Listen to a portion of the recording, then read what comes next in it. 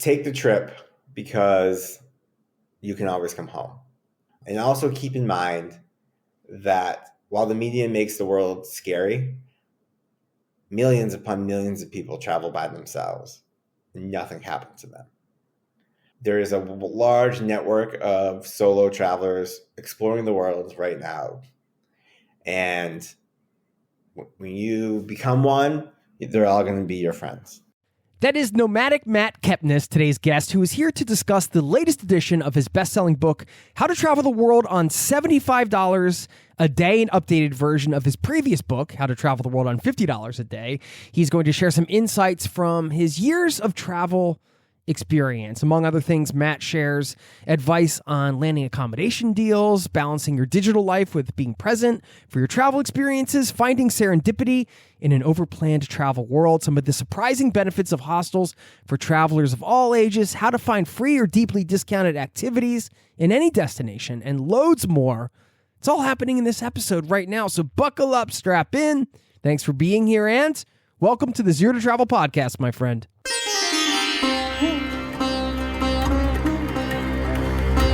You're listening to the Zero to Travel podcast, where we explore exciting travel-based work, lifestyle, and business opportunities, helping you to achieve your wildest travel dreams. And now your host, world wanderer and travel junkie, Jason Moore.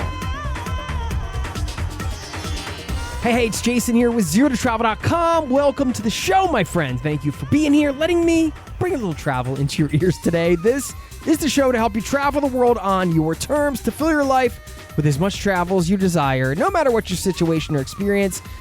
And certainly filling his life with travel is our guest today, Nomadic Matt. He's really been traveling almost continually since 2006. And in 2008, he started his popular travel blog, nomadicmatt.com. Perhaps you've been on it at some point. His writing's been featured in almost any major media outlet you can think of, and he's still going strong. At the time of this recording, Matt just got back from a trip to Peru, which you're going to hear about at the top of this conversation. I hope you enjoy it. By the way, stick around on the back end. I've got a lovely quote to leave you with, as well as some food for thought that might just totally change the way you approach today. I don't know. Just saying it could. So stick around for that. And one last reminder, zerototravel.com/newsletter goes out once a week. I write it. It's free. Join the community over there if you haven't done so. Just a quick sign up with your email. Okay. Thank you so much for listening. Without further ado, here's my conversation with Matt Kepnes. I'll see you on the other side, my friend. Cheers. Votre attention, s'il vous plaît. Nous vous informons que la circulation normale du RER-E est rétablie au départ des gares Magenta. Matt Kepnes, welcome to the Zero to Travel podcast, my friend. Congrats on the new book. Well, the Thank new you. old book, which we're going to talk about. Before we get into the book and the travel advice and all that stuff, I had a couple things I want to chat with you about. First of all, because I know you just pretty recently got back from a trip to Peru, and it seems like you really enjoyed yourself. So I just wanted to, hear about your last trip. How was the experience there? What did you do? What did you like? I love Peru.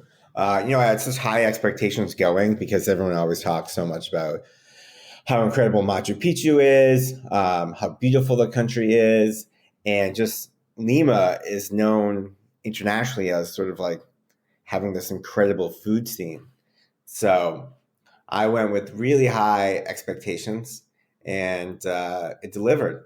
The food in Peru at any level, one of the best restaurants in the world is there. Some of the number one is there. But whether you're having the number one restaurant in the world or you're just at some hole in the wall, the food is just such great quality at all levels. And it's such a mix of cultures. You have Indian cuisine, you have Japanese, you have Italian, you have Spanish, you have Afro-Caribbean, you have Chinese, all this stuff mixes together to make Peruvian food. And it's really cool. You'll go and they'll be like, oh, we have this thing. It's called, lomo. And it's just Chinese stir-fried noodles, and you're but it's with an Andean flair to it. And it's beautiful, and there's so much history there, and everyone was just super cool. I love Peru. Cresting over the hill to Machu Picchu, you've seen the pictures and everything. You think it couldn't live up, but it's you do feel like you're living in an your own personal Indiana Jones moment, kind of. Yeah. When you come through the Sun Gate. Yeah.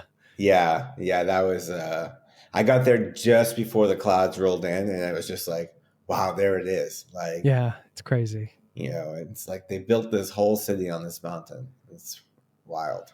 I mean, that's beautiful that you've been traveling for so long now. And I mean, thinking about travel, writing about travel, like running groups for travel, it's such a beautiful thing about travel that you can go and you can still have that moment where you're like, oh my God, this is like taking my breath away right now. I can't believe I'm standing here.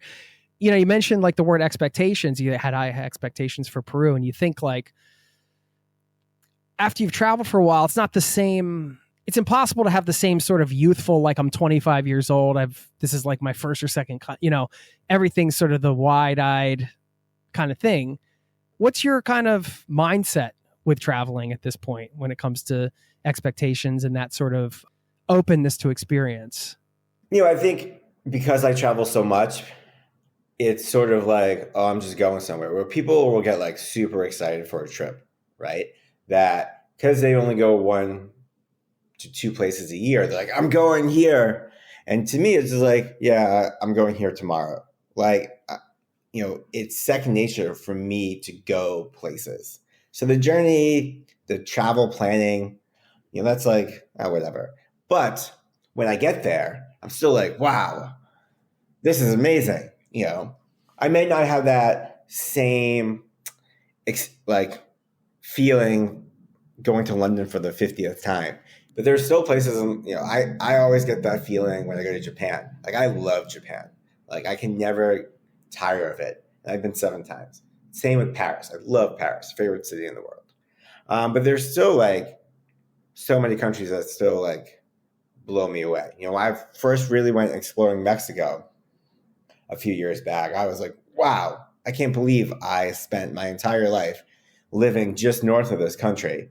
And this is like the first time I'm really seeing it. And so there's so much beauty in the world, and cultures are so vastly different that I don't think it's possible to not get still blown away, right? Because like, I've never been to Peru, right? It's a unique place. It's kind of like, okay, a little bit of Europe, it's a little monotheistic, right? There's similarities between cultures. But like Peru that's totally new to me. So I think that it is very hard to be blasé about new places, even if you've traveled a lot, because so many places you're seeing for the first time. And if that doesn't take your breath away the first time you see it, then you've become way too jaded. Yeah. Yeah. I mean, there's also like that element of, I think like that element of gratitude can play in, at least for me, where it's like, oh my God, I'm so lucky to be like standing here right now, or like smelling these smells, or walking through this place. Like, yeah. I mean, my grandmother on my mom's side was really into like, ancient aliens kind of stuff. The Nazca lines were landing pads for aliens and all that jazz. She really liked it a lot. At least that's my memory. She always wanted to go to Machu Picchu, and like my mom always wanted to go, and then I made it, right? It's like it took a couple of generations for someone from my family to get there, and sort of like, wow, I made it. And I was just like, one of the thoughts I had was like, my grandmother would have loved this. And so like having that gratitude, as you said, and appreciation of like, this is a bucket list for people who will never, ever see it. They'll just see a photo on the wall. What does your family think of this career you've built over the years in travel? It took them a while to come to terms that it was a real job. Yeah. I think up until you're like, you can't have this much fun at a real job, Matt. That's yeah. Well, I think they're always like, how do you make money? I'm like, I'm a writer. I have words. People buy those words. But I think up until my first book came out, I was like a quote unquote blogger, and my parents just didn't think that was a real job, because again, this is 2008. The first book came out in like 2013. So like that 5-year stretch, like blogging was so new. People were like, oh, you're a blogger. Like, is that a real job? But But then when the book came out, and I think when I first started I remember I got interviewed in the New York Times. Like my parents were like, "Oh my God, you're in the paper." Then it became like, "Oh, he has a job." Right. Right. Yeah. As soon as there's the institutional validation, then now if people say like, "Oh, I'm a content creator, I'm an influencer, podcaster, YouTuber," people are like, "Oh, okay, I know what that is." People make money from that. That's a job, Whereas in the beginning, I just did weird things on the internet, Yeah. Yeah. One of the biggest things that travel has taught me personally that has really carried into the rest of my life, even when I'm not traveling, is like just the idea of being adaptable, being flexible, being resourceful, that's one of the big lessons from traveling for me that I use quite often. Do you agree? Is that something that resonates with you? I guess that would be the first question. Yeah, I think travel teaches you how to be independent if you're on a long trip. I think this is why I always tell people they should backpack the world at least once at some point by themselves, because it teaches you self-reliance, independence, versatility. You have to survive, and it teaches you a lot about gratitude in people. Like you learn that people aren't as bad as the news makes them out to be. People will help you out if you're in need.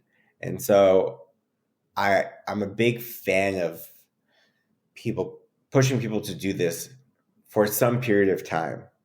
If you hate it, well, then you learn something about yourself. So it's a win-win no matter whether you love it or hate it. I have friends who have gone home. They miss their friends.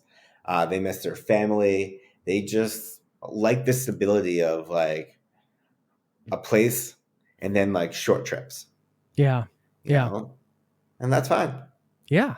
You mentioned blogging and how much the landscape has changed. And I mean, like you said, you've done the blogging, you're an author, social media, running group trips, all this stuff. Like it can be tough to evolve a business and kind of know what to change and when. What's that decision-making process like for you from like a business standpoint? I tend to throw a lot of spaghetti against the wall and see what sticks. The spaghetti wall technique? Yeah. I'm familiar with that one for sure. Post-COVID, my empire building phase is kind of over. From like 2015 to COVID, like I did like the idea of having a lot of businesses and travel. There were passion projects. Like I owned a hostel, not to make money, just because like I thought it was kind of cool and I liked the idea of like having a hostel. I like group trips because there seems to be demand there, and that was sort of a good business avenue. I ran a conference because I didn't think there was a really good conference in the travel space at scale, and I thought I could really do a good job of that. And I was trying to do things that weren't so tied to me, right? Like Nomadic Matt, there's a persona, there's a travel style. I wanted things that I could sort of evolve that didn't take my time. I didn't have to be on every tour. The conference wasn't Nomadic Matt, conference. And so it was really just like the older I got, my interests changed, and I wanted to do things that weren't so tied to like my name. People always ask a question like, would I sell Nomadic Matt? I could probably get a good price for it. Some PE company, or like internet marketing company will take it like they did the Points guy, but I won't, because it's my name. It's my brand. And not only that, like this blog started as a journal. Like it's my diary. And so like, even if they were to give me the content archive, I just couldn't do it, Whereas like TravelCon, like, sure, if someone would buy that, like that's not me. So a lot of like my business decision is really just based on like what I think will be good revenue streams, what might be a sellable asset later on, and what's just like a fun passion project I like. Yeah. Did you ever struggle with putting yourself out there in a public way? Is that something you still struggle with? Like whether it's social media or, you get used to publishing, clicking publish after a while. And but I'm sure there's been times where you're publishing something, you're like, I don't know how this is going to be received, or, I just wanted to get some of your advice too for anybody listening that's kind of like in the beginning stages of like putting themselves out there in some way that's perhaps uncomfortable to them. My parents read my website, so that keeps it pretty PG-13. They don't need to know all the antics I do. That said, you might have a different relationship with your parents, and so you might not care that they know all the antics you get up to. But I think it's what makes good creators good creators. And I mean that not in the internet term solely. I mean that as like a writer, a podcaster, a YouTuber. In any way you create is human connection and emotion, because people connect on emotion. It's why like people still read On the Road. On the Road was published in the 50s, and yet we can relate to it. People like still relate to Wuthering Heights. Any book that is hundreds of years old that we're still fascinated about, we still love, is because it doesn't matter that it takes place in the 1600s or whatever. We can relate to the emotions of those characters. And so, same with a movie, a song. You listen to a song from the 30s and you're like, I feel that. It's important that you have some sort of personality and vulnerability, because it's how people are going to relate to you. Nobody cares that you saw Machu Picchu. Nobody cares. What they care about is, how did that make you feel? And in describing how that makes you feel, they can kind of relate. This is in travel especially, right? You read Under the Tuscan Sun or Eat, Pray, Love, or, On the Road, and you become really invested in the story because like you imagine yourself doing those things and relating to the emotions that those people are going through, right? Because you've never been to Italy. You might never get to Italy, but chances are you felt at some point in your life the way that person feels. And so this is especially true in travel writing. I say you're just the vessel that someone is inserting yourself into as they imagine themselves doing this journey. So I think it's very important to be somewhat vulnerable. You don't have to be like X-rated or whatever, get really in there. And I think like a lot of people like these days take like the sadness emotion and the struggle a little too extreme. Like, nobody wants to hear you, be like, it was so tough getting internet access here in Bali. It's like, you're in Bali, shut up. Today was so hard, the train was delayed. You're crying in a TikTok video. Listen, like, you're in Europe. Perspective. I've talked about the struggles that come with balancing work and travel. Like sometimes the feelings of loneliness when you're just by yourself for too long. And I think those are like relatable feelings, and that's what people like. I get comments a lot. I know I'm being long-winded here. A lot of people do email me and say that like they appreciate how raw and real they say I am. And I think that just comes from being vulnerable. Like if you're going to be a creator, like you have to be a little vulnerable.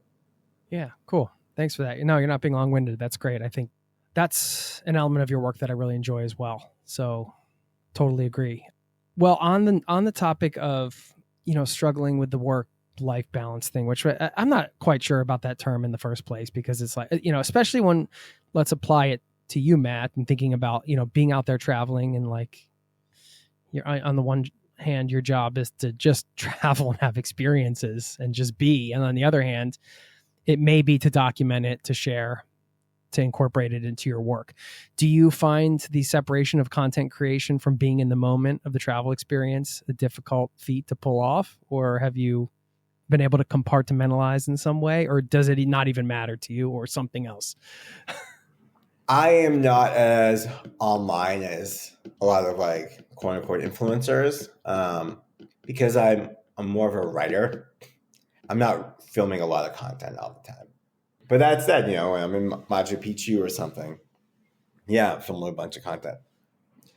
I don't travel for content. And since the social media stuff isn't the primary part of my job, I don't always feel that struggle. But I have traveled with like social media influencers, and they definitely seem so fixated on like, really, it's like content first and then experience. I was reading or watching something the other day where they were talking about that idea.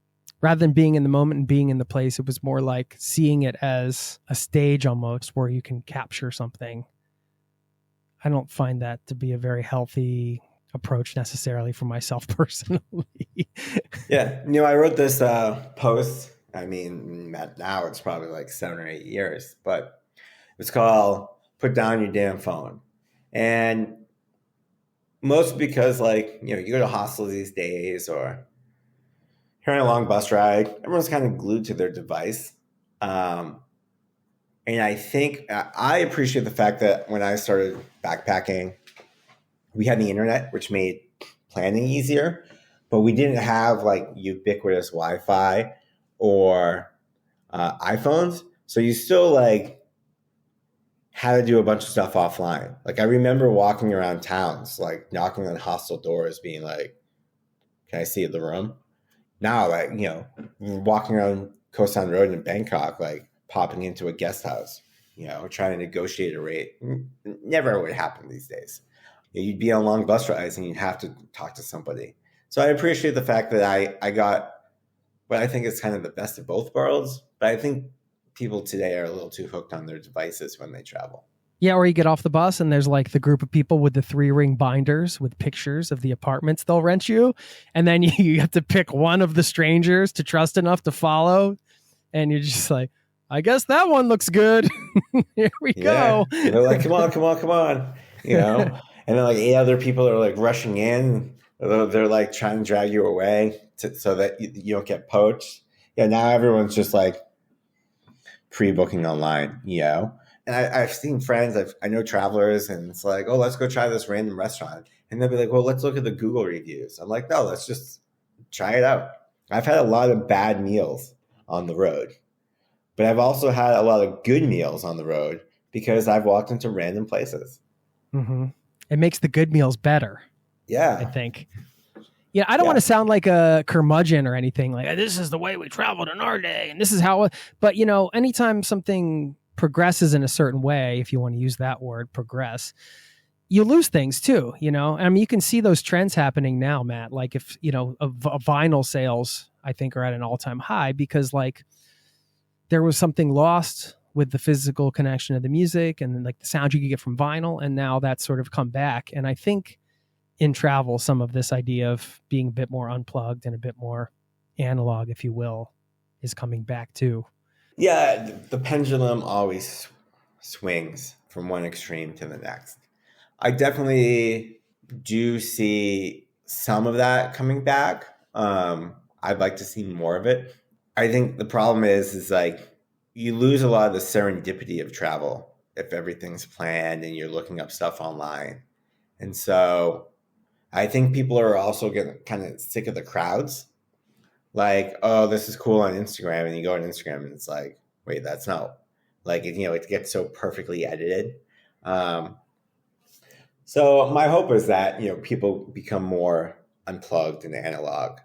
The best part about the internet is that no place is undiscovered, right? If you want to plan a trip to Turkmenistan, you get blogs, you have Instagram accounts, you have like there's just best restaurants, like everything's on Yelp, and so that's a good thing. It makes destinations much more accessible, and it, even the off the beaten path ones, the information is out there. The downside is like, if you live by the information you see, you never have that serendipity. So it's a balance. You mentioned the website and your brand being your name. and it's very well known. You get a lot of traffic, which means you get recognized out on the road, I'm sure. Do you enjoy when that happens, or would you rather like maintain your anonymity, or what has that whole side of it been like for you? I mean, it's cool. I'm not like, it always kind of weirds me out. Like I never know what to say. But yeah, it's fun. It's good to know people read and like the advice. And I've made friends with people who have read my blog. So that's cool. Like I've traveled with some people, a couple of years ago, I was in Thailand and at a hostel, and like this guy came over and was like, "Oh, I'm a big fan of your website. It inspired me to quit my job." And like we got to talking, and then his friends came, and I ended up spending New Year's with that whole crew. It's a lot of fun. It doesn't happen as often as you think. It happened a lot more, I would say, like in the mid 2010s, right? I think nowadays that the Instagram influencer, like TikTok creator, that's like what the new generation knows. And so those are the people that stay in hostels now, right?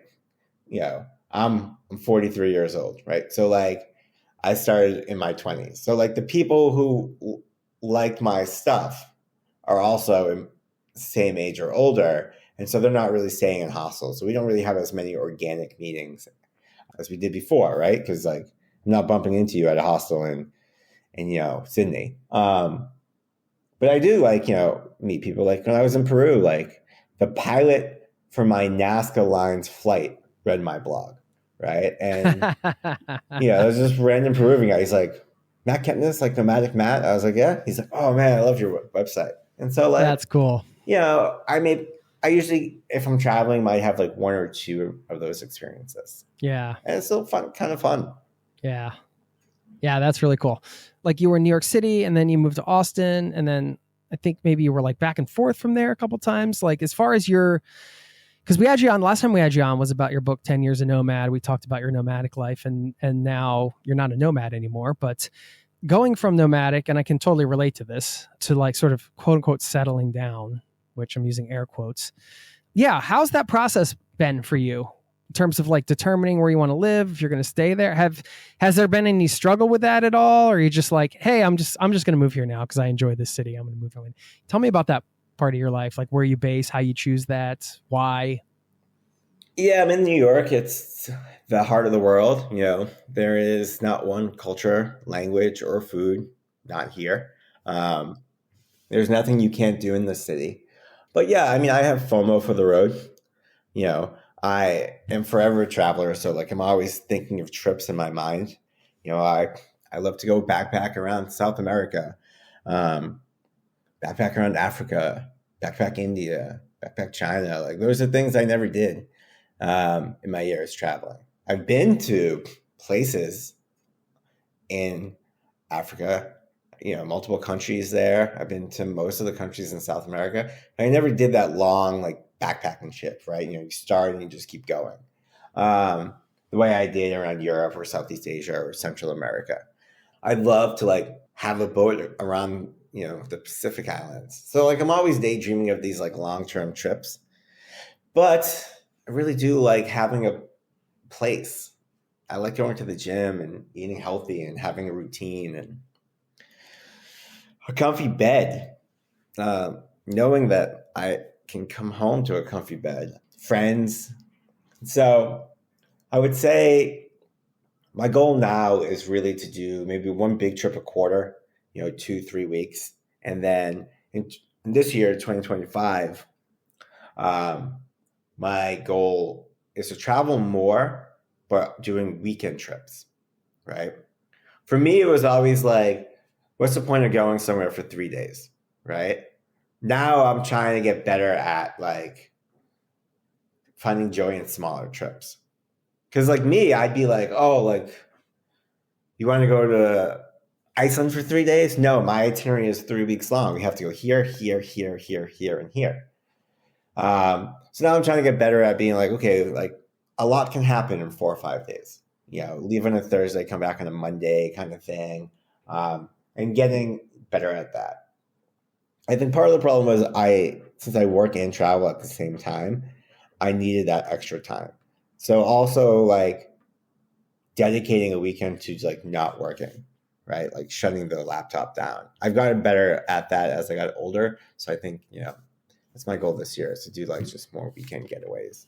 Compared to traveling overseas, what do you like about traveling in the States, in your home country? The US has a lot of geographic diversity that I don't think people really appreciate until you get out west. And then you're like, oh, wow, look at Colorado and like Utah and Wyoming and, California. And like, there's just, and even not out west, like you go, like Maine is such a phenomenally beautiful state. You have like Minnesota and there's just so much diversity of landscapes in the US that I've driven across the US 5 times.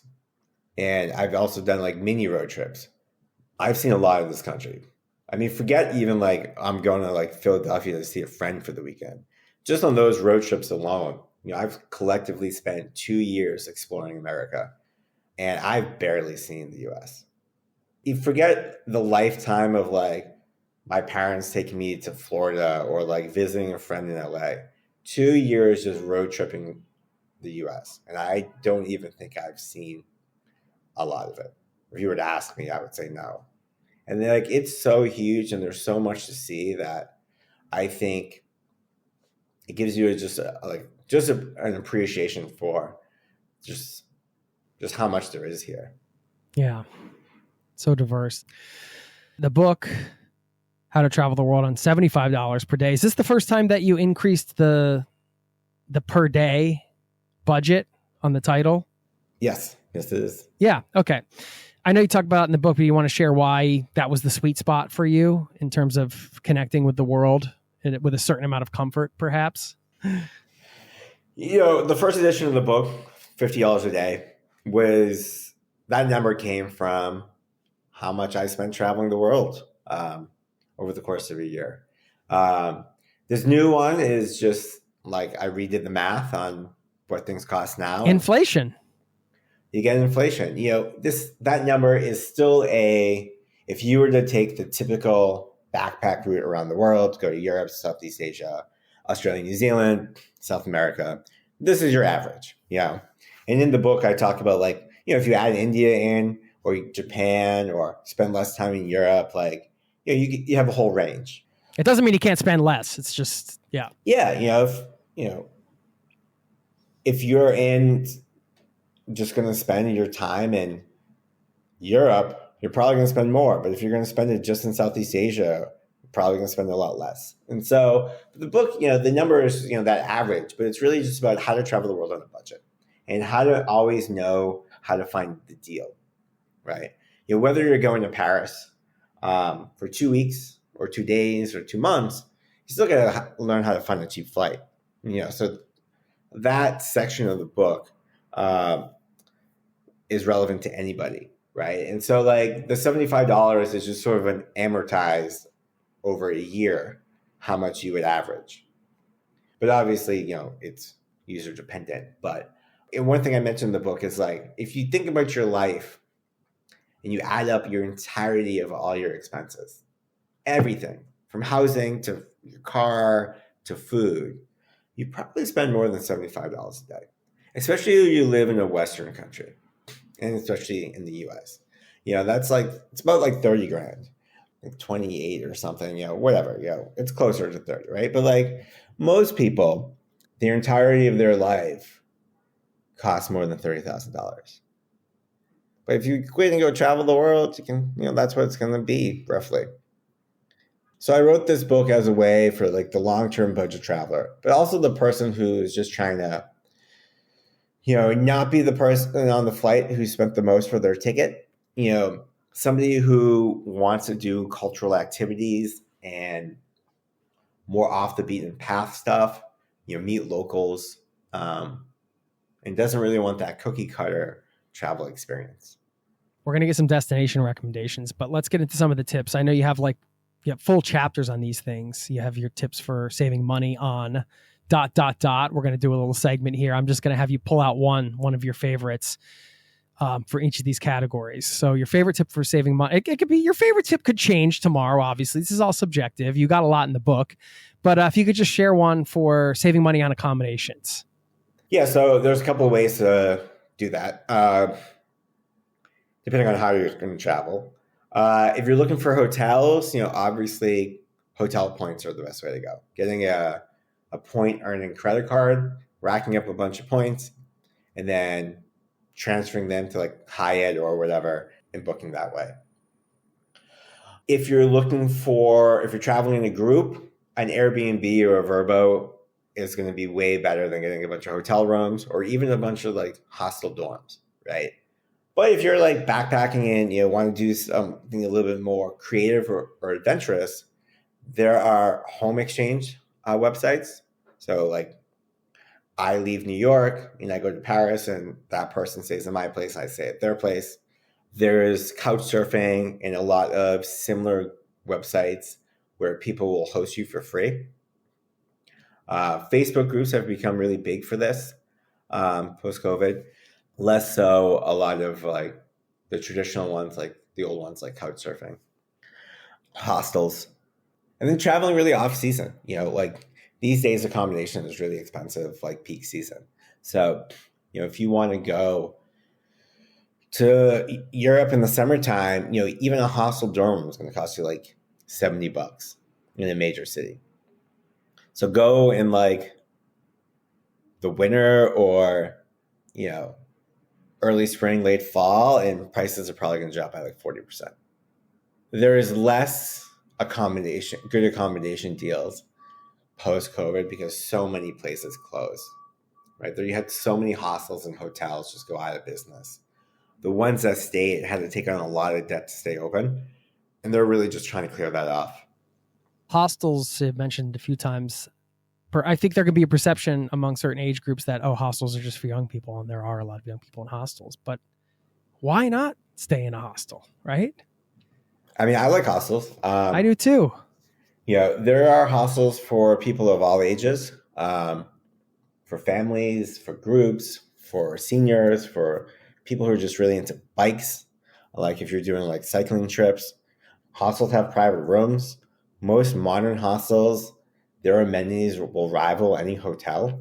You get free breakfast, like no one's upcharging you. You don't have to like walk out to share a bathroom. There are some nice hostels out there. And so I love staying in them still.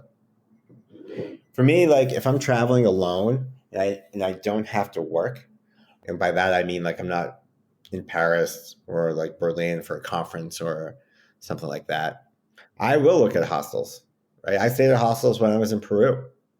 I got to meet a bunch of travelers, had my own room, my own bathroom, and it's kind of the best of both worlds. When I'm done, I get to go in my private space and go to bed. I don't have to worry about anyone snoring. But when I want to go meet people, I can go do that. I don't stay at like hostels I know that are party hostels because like chances are people are going to keep me up. Those days are gone. I like to, maybe once in a while I'll go out, but I like to be in bed by like 10:30, 11. It's very rare I stay out. But it's still fun to like go talk to people and maybe go like dinner and, the first 2 bars and be like, all right, kiddos, like the 2-bar limit. Yeah. Have fun, or, people to do activities with, Like I said, like when I was in Thailand a couple of years ago, I stayed at a hostel. I ended up becoming friends with these guys that were staying there too. We went to the beach. We did some excursions together. So for like the 4 days that I was there, I had friends, and it made my time there a lot more enjoyable. Yeah. You can be alone as much as you want or not, I guess. Saving money on activities. This can be tricky sometimes. What's your best advice for that? Well, there's a lot of free walking tours these days. I think before COVID, they were primarily in major cities and mostly in Europe, or like, yeah, mostly in Europe, or like really big cities like New York had a couple of free walking tours, Sydney, backpacker hubs. But nowadays, they're kind of everywhere. There wasn't a destination in Peru that didn't have a free walking tour. I see them in Japan. That's kind of new, all throughout Asia. Like you can do a lot of free walking tours, not only just history walking tours, but like themed walking tours. And that can take up a good portion of your day. There are tourism cards. So most cities will offer some sort of tourist pass that gets you into activities, museums, gives you public transportation for one set price. So like if you got to do the math on it, but if you're going to do a lot of the things that the card offers, it's definitely going to save you money.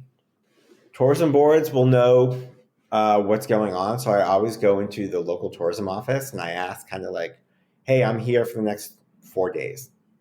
Are there any like free things going on in the city? And from a free concert in the park to, maybe some museum is free that day of the week or has an evening thing. Maybe there's a fair going on.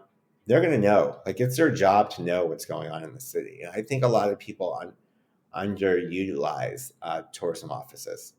And then Google, free things to do in X is one of my favorite search terms because chances are there was something free to do there. Just doing those things will probably fill most of your time. And then always like Airbnb experiences and Get Your Guide, Viator, like they often offer discounts for booking some experiences and tours. So you can usually find some deals there. But between all that, like you can really fill your time in any destination without spending too much money. Cool. You cover some destinations in the book, and I think when you're a seasoned traveler, going back to a place you've been can in some ways be the ultimate compliment to a destination. I mean, you've mentioned Japan, you've mentioned Paris, so let's exclude those. But and this is like my sort of roundabout way of getting a couple destination recommendations from you. But what are 3 places in the world that you would go back to in a heartbeat? Like say you could only take 3 more trips and had to go to 3 places you've been, or that you would just recommend for people. Maybe that's too extreme. Only 3? Yeah. Yes. New Zealand, Thailand, Scotland. How about in the U.S.? Utah, Colorado, Maine. Nice. Okay. Have you lived overseas before? I mean, outside of extended travels, or like have you spent a year in one country, for example? Yeah, I lived in Thailand. I've lived in Paris. I've lived in Taiwan for a short time. Are you tempted at all to have a base somewhere overseas, or you're just a New York guy? I am tempted. I would love to have a place in Paris. But once you move overseas and you realize like it's complex, like getting the paperwork and stuff. So whereas like living in Thailand is actually kind of easy. Everything's made to be easy, but like getting a place in Paris is actually way more complicated than I thought. Then you got to think of visas, and I'm not opposed to it. But I think New York is the home for a while. Yeah. Okay. How about your biggest guilty pleasure on the road? Sushi. Okay. That's not too guilty. I mean, having a sushi habit is not a budget travel kind of thing. Fair enough. The books that have been life-changing to you, can you share a couple book recommendations, or at least just why they meant something to you? Not to be cliched, but I really love The Alchemist.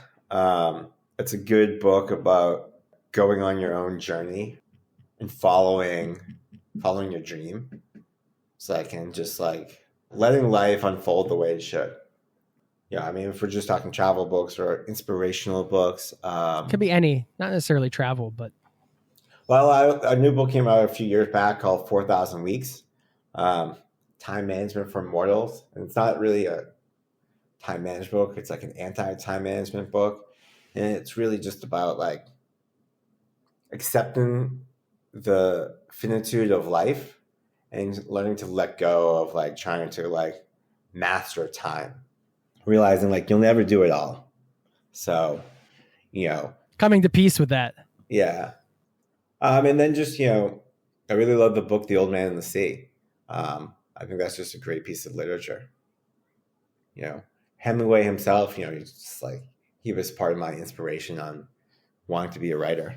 Terrible human being, but, great Right. writer. It's hard to separate the art and the artist sometimes, but I feel like when they've lived a while ago, maybe it's easier. I don't know. What is one of your most memorable experiences with a local out on the road? I know in the beginning of the book, I thought it was cool you dedicated it to quote, to all the people I've met on the road, you changed my life in ways you'll never know. I'm sure that includes travelers and locals that you've met along the way. Yeah, any that kind of stick out that kind of revisit you, or the memory revisits you or still impacts you to this day? Yeah, I mean, the 5 backpackers I met, in Thailand inspired me. I lived on this island in Thailand for a month. Like that was like Which one? Koh Lipe. It's in the south near the Malaysia border. It was a very off the beaten path place back then. Now it's not so much. I lived in Eos for a few months one summer, and it's an island in Greece. And like, I went back there after COVID, and like people were like, Matt, and it's sort of like I hadn't been there in like 10 years. And so like I like, you get all these like little moments where, people still remember you, right? I don't know, there's just so many, like, you get like a lifetime of memories. Living in Bangkok was a time, like, I think we'd be here for another 3 hours if you. It's a podcast, Matt. We can be here for 3 hours. No, I'm not going to do that to you. I know it's a busy day for you. What kind of fulfills you when you're not working or not traveling? Like, what are the activities that give you sort of like inner peace, inner calm? What do you like to do in your free time? I watch a lot of movies. I read a lot of books. I go to the gym. I like taking advantage of all the art here in New York. So I go to a lot of art museums, art openings, art galleries. Yeah, that's basically takes up a day. I tend not to like sit around a lot just because like there's so much outside. But yeah, I do see a lot of movies. What should a first-time visitor to New York, how should they tackle New York City as a New Yorker? What would you tell them? What's your best advice? Go to the big art museums, and then hang out in the East Village and the Lower East Side, West Village. That's where all like the Manhattanites are. Stay away from Times Square. Where I go, I never see tourists. Do you want to leave us with, I don't know, I want to say words of wisdom, or maybe a quote? Is there like a quote you're living by right now, or anything, any call to action? It's always fun to kind of end an episode like that. I mean, can be travel related or otherwise. I'll leave it open. If I had to leave with any words of wisdom, am I old enough to be wise? Take the trip, because you can always come home. And also keep in mind that while the media makes the world scary, millions upon millions of people travel by themselves and nothing happens to them. There is a large network of solo travelers exploring the world right now. And when you become one, they're all going to be your friends. And so, you'll meet people, you'll be safe. And if you don't like it, you can always come home. Great wise words. Thanks so much, Matt. Best of luck with the book launch, and appreciate your time today. Thank you.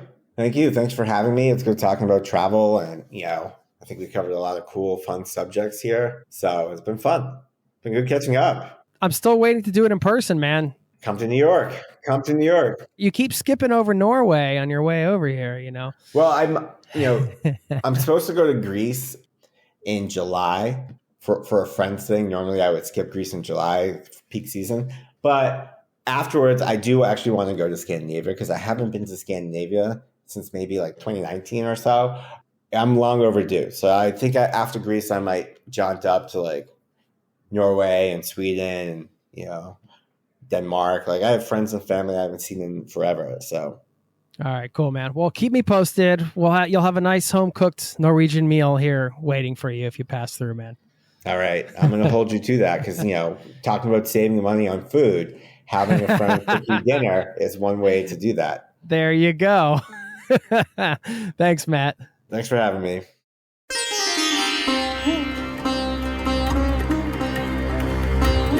There you have it. I want to thank Matt for stopping by the show. You can find the link to his book here in the show notes, How to Travel the World on $75 a Day. Check it out there. Now, before I let you go, I'm going to leave you with this wonderful quote. And like I said at the top, perhaps this might change how you approach today. I don't know. It could be. Before I do that, just a quick reminder, zerototravel.com/newsletter. Free newsletter goes out once a week to the community.